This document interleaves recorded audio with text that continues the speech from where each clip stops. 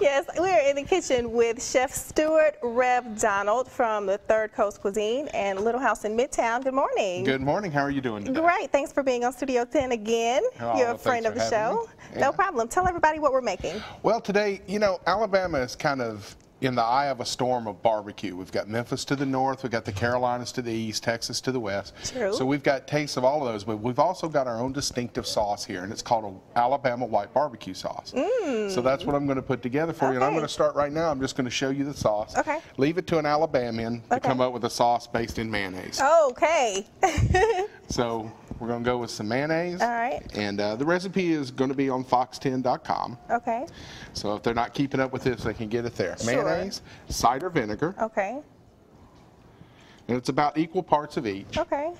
Then for a little spice, we got some black pepper and a little bit of cayenne. For a little kick. Yeah. And then to balance out the acidity from that cider vinegar, I'm going to come in with a good deal of brown sugar. Okay. And it's as simple as that. It And then all I'm seems going to like do is whisk it up. And you'll want to let this refrigerate about an hour at least. Okay. If overnight is better. But just give it a good whisk. And this sauce is particularly good on pork, like a pulled pork, or like I'm doing today, I'm going to do it with grilled chicken and put it onto a po' boy. Okay. And this is going to be our special tomorrow at Little House Midtown.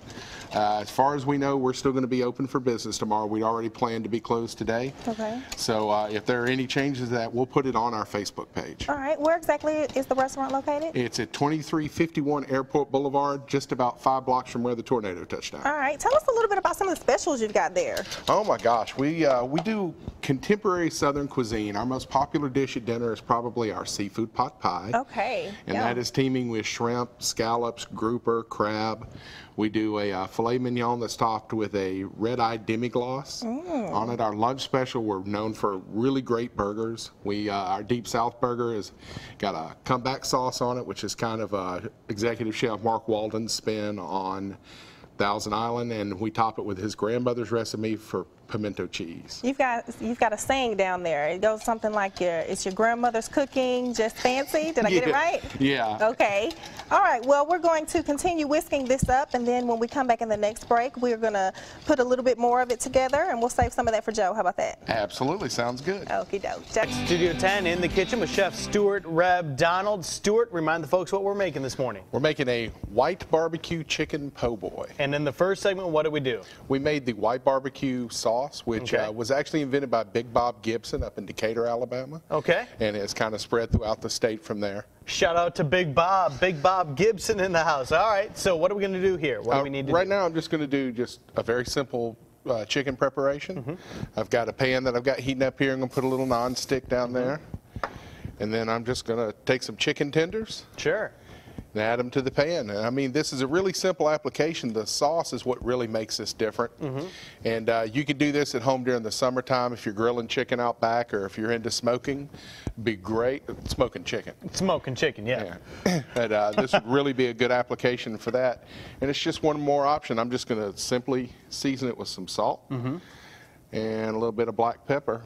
And you know, as soon as the chicken is done, we're ready to put the sandwich together, but it's going to take about 10 or 15 minutes to cook the chicken here. Sure. So in the meantime, well, let's talk a little bit about Little House in Midtown, this fantastic new restaurant. So far, good news, because you are in Midtown and we haven't heard anything about damage to the new place yet. Right. We had already planned to be closed today as part of our Christmas closing, and tomorrow we're going to start up for lunch. If anything changes, you can check out our Facebook page, but from what I understand, we haven't received any damage to keep us from opening tomorrow. We're closer to the police station than we are the Walgreens.